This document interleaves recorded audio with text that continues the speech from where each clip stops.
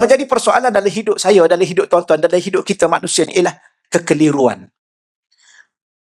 Keliru antara nak kekal di dunia atau nak kekal di akhirat. Ramai orang keliru. Keliru antara nak kejar dunia atau nak kejar akhirat. Keliru antara nak kumpul dunia atau nak kumpul akhirat. Betul ya? Boleh. Macam mana keliru nak kumpul dunia, nak kumpul akhirat? Dunia ni kumpul lah harta. Tapi harta tu dermalah banyak-banyak. Contohnya, buatlah apa yang sepatutnya. Untuk apa? Untuk akhirat. Maka orang ni tak keliru. Tapi kalau dia kumpul harta sebanyak-banyaknya, dia kumpul. Tak ada benda pun dia nak buat. Dia sendiri pun makan pun kedekut contohnya. Nak kumpul banyak. Ada orang tahu. Ada orang, dia kumpul duit tu. Ni dia nak makan untuk dia pun kedekut.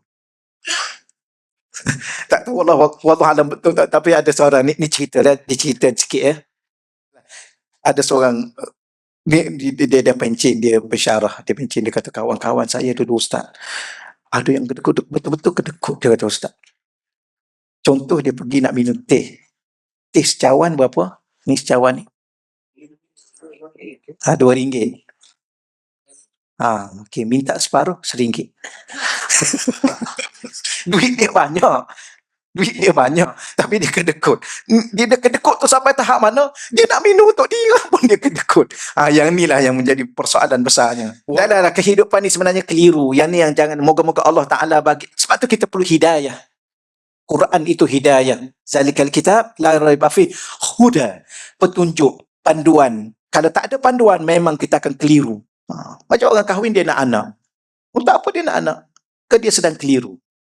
Sedangkan anak itu tanggungjawab, anak itu amanah, anak itu macam-macam. Bahkan anak itu tak kena gaya, dia jadi musuh.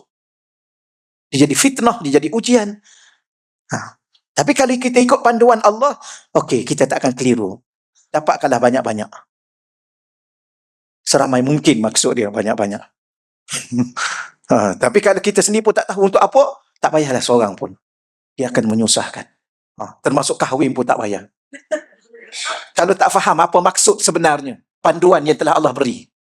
Ada seorang tu, dia datang jumpa Rasulullah. Seorang perempuan, dia datang jumpa Rasulullah.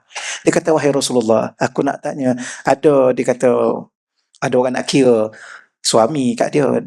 Jadi nak tanyalah apa hak isteri, wahai Rasulullah. Rasul pun cerita 1, 2, 3 ni dalam kitab Muhammad.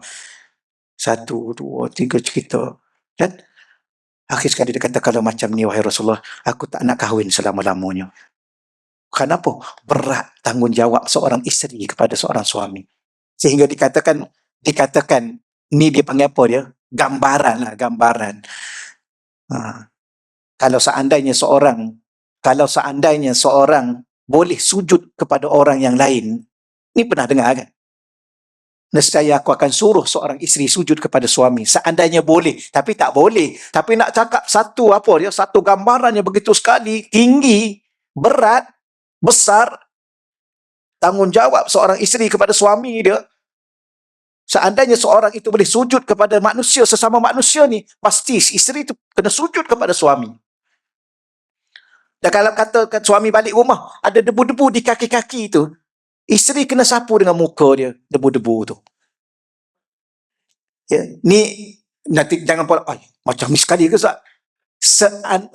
Orang panggil apa? Nak gambaran betapa besarnya. Akhir sekali dia kata apa? Kalau macam ni aku tak kahwin dah selama-lama. Tapi itu dalam bab isteri, bab suami, 2 kali ganda tanggungjawab dia. Jangan. Ya, sedaplah baca bahagian pertama, bahagian isteri, baca bahagian kedua tu nak tahu. Tak ada nak bagi tahunya isteri suami ni menanggung isteri dunia dan akhirat. Okey, tak apalah nak bagi tahunya, begitulah contoh-contoh kehidupan ni. Moga-moga Allah bagi kita faham. Jangan keliru. Saya ulang lagi sekali, keliru antara makna bahagia dengan kepuasan sementara nafsu. Apa hakikat bahagia sebenarnya? Ataupun nafsu makan, dia nak makan, kita bagi dia makan, dia nak tidur, kita bagi dia tidur, dia nak pergi ke mana, kita bagi sepuas-puasnya, dia nak pergi ke mana, adakah itu bahagia? Tak. Sebab tu orang tua kita cakap dulu apa? Ikut nafsu, lesu. Ikut hati, mati. Ikut rasa, binasa. Ikut rasa, binasa. Ikut hati, mati. Ikut nafsu, lesu, letih, lemah jiwa kita. Jadi persoalan antara kepuasan nafsu dengan makna bahagia. Jangan keliru di situ. Jangan kita merasakan bahawa segala apa yang kita nak kita dapat penuhi, maka itu bahagia. Belum tentu. Belum tentu. Kita nak itu dapat, kita nak ini dapat. Sebab tu kadang-kadang Allah Ta'ala kan, dia maha bijak mengurus hidup kita. Kalau Allah tak urus hidup kita, dah lama dah kita tak tahu ke mana dah hidup kita ni. Ada waktu, ada benda kita nak Allah bagi. Ada benda yang kita nak Allah tak bagi. Kerana Allah nak mengajar kita bahawa bahagia bukan pada apa yang kita nak semua kita dapat. Bukan itu makna bahagia. Mungkin kadang-kadang yang kita nak tak dapat, itulah bahagia. Kita nak tak dapat, rupa-rupanya di situ dah bahagia. Kalau Allah benarkan kita dapat apa yang kita nak, mungkin kita derita di situ. Cakap mudah ni, cakap ni mudah, balik nanti tahulah apa yang sebenarnya. Kejap nak ni, kejap nak tu, kejap nak ni, kejap nak tu. Sudah, nak pergi sini, saya ustaz, saya duk cita-cita nak pergi ke mana. Ada nak pergi situ, nak pergi. Rasanya bahagia, belum tentu. Saya ustaz ada satu benda lagi yang saya nak tak dapat lagi. Saya rasa kalau saya dapat tu mesti saya bahagia. Ya ke?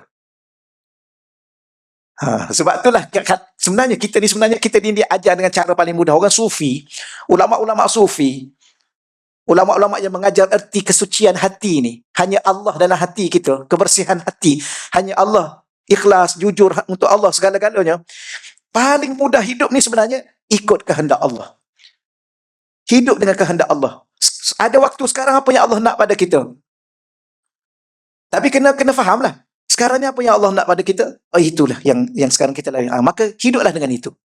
Jangan jangan terlalu sangat senarai dalam akal kita, lepas ni yang ni, lepas ni yang ni, lepas ni yang ni, lepas ni. Tak ada, hidup dulu apa yang ada tu. Bahagia dulu dengan apa yang ada. Ni yang ada tu pun tak boleh bahagia, nak yang lain lagi. Tapi kalau sampai satu waktu Allah takdirkan dengan yang lain lagi itu bahagia, maka teruskan juga bahagia. Jangan faham yang lain tu seorang, jangan faham yang tu ya. Yang lain apa yang lain? Banyak. Kadang-kadang kita ada seorang cucu, nak satu lagi. Nanti dulu, berbahagia dengan satu tu dulu. Alah, kalau mama dapat seorang lagi, tunggu. Belum tentu ada cucu seorang lagi, nanti lagi sibuk tak datang masjid. Maka apa makna bahagianya?